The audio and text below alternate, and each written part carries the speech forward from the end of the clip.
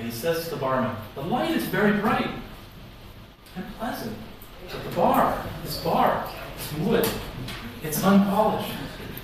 You know what it means, unpolished? Not polished. It hasn't been cleaned, it hasn't been shined up.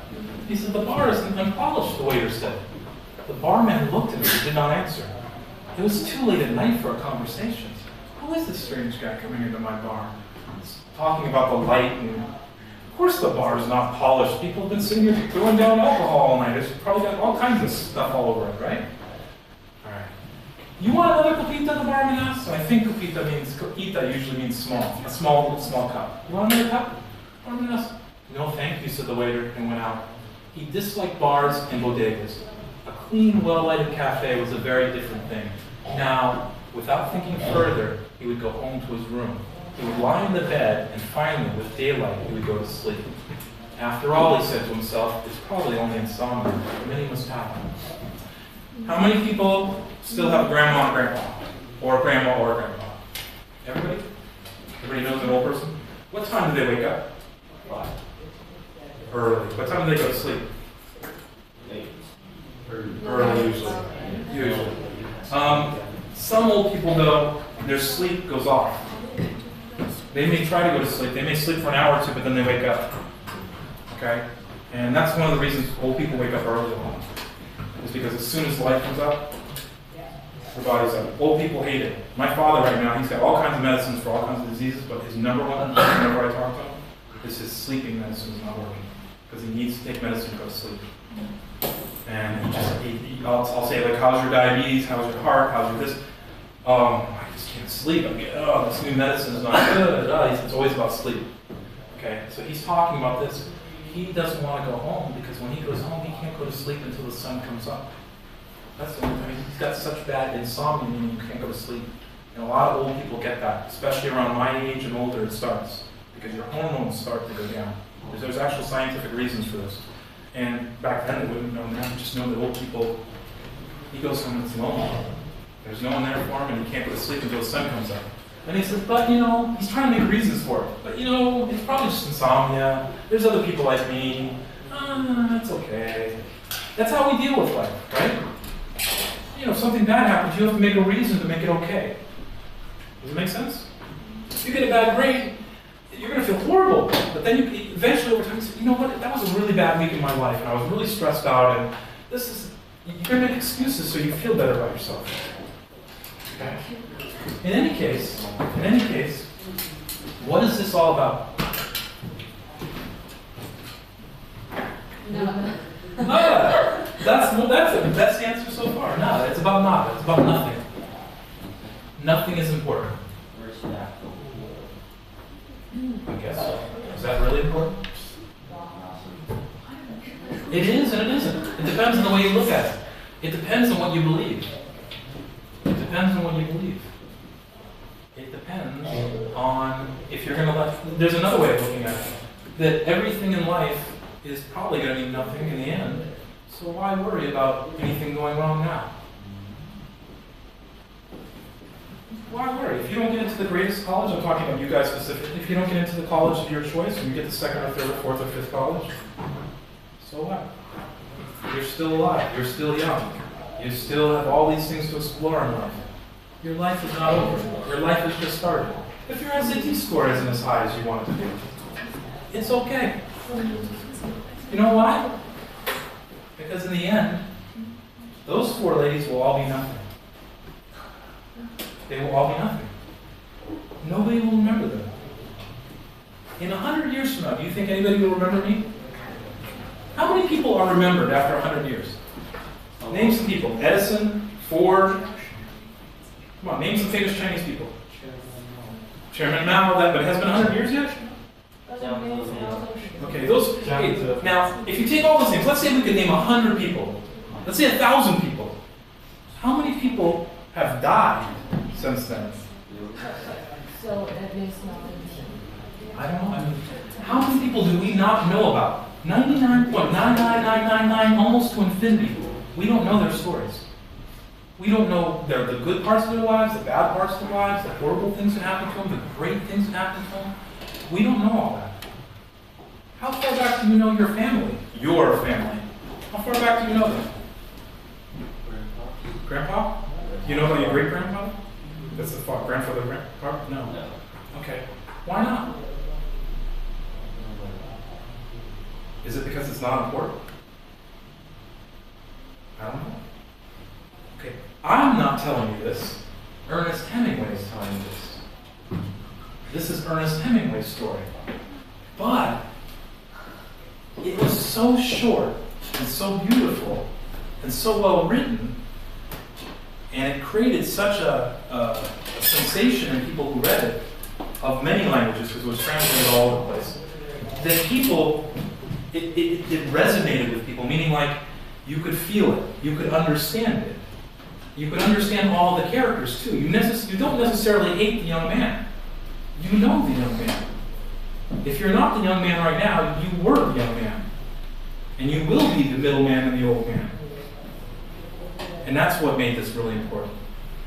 Because everyone felt it. And some people, there's still a lot of this, what I gave you is my translation, my interpretation. And remember I told you, my interpretation is going to be different from another person's. Now you can go online and you'll find all kinds of interpretations about this. Okay? The most common ones will be the ones that are safest, that everyone kind of agrees with. But there are people that thought different things. Now think about Ernest Hemingway. How did he kill himself? We talked about this at the very start. He blew his head off.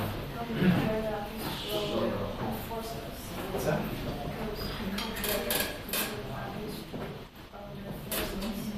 Well, yeah, this might have been a foreshadowing of that.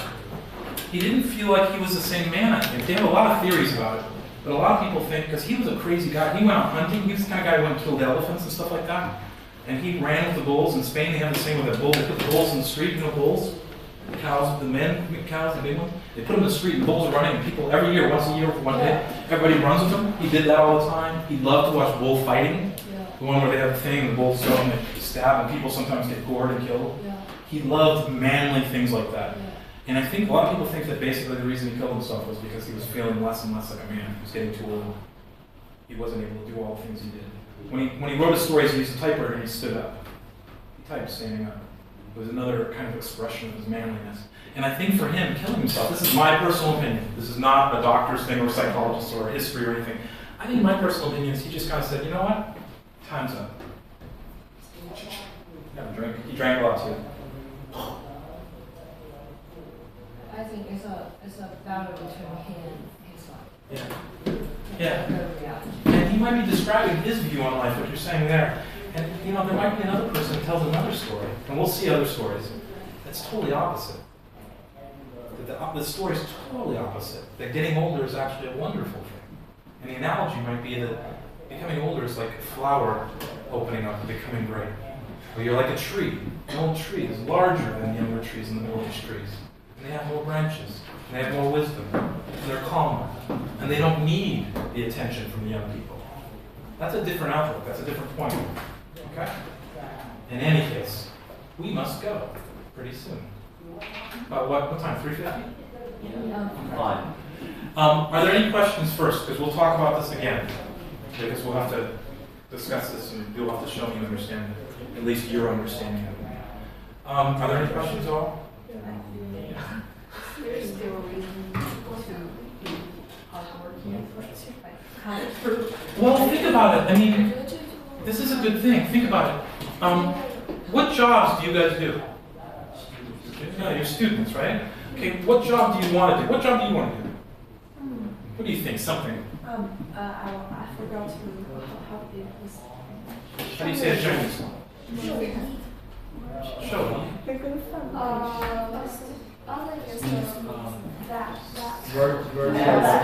Animal, veterinarian, okay. Okay, so you want to be a veterinarian. What do you want to be? A government? Oh, environmentalist, okay. What would you like to be? You don't know, okay. All right, but eventually you're going to be something.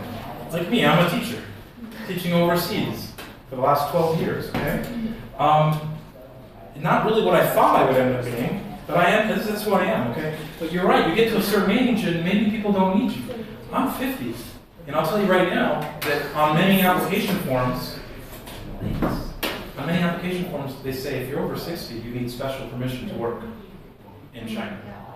And in other countries too. Most of the countries, they kind of draw the line at 60. Now I've heard all kinds of rumors that because people are getting older and they need more people, and they're going to need more teachers, they're going to raise it up to 70. I hope so. That would be wonderful for me. I can go back to America and teach, but I don't get the same pay as over here. Because when you're over here, you're getting paid more because they realize 11 months out of the year you're away from your family. And you're in a foreign land, so you get paid a little extra. Does that make sense? I kind of like it, it's fun.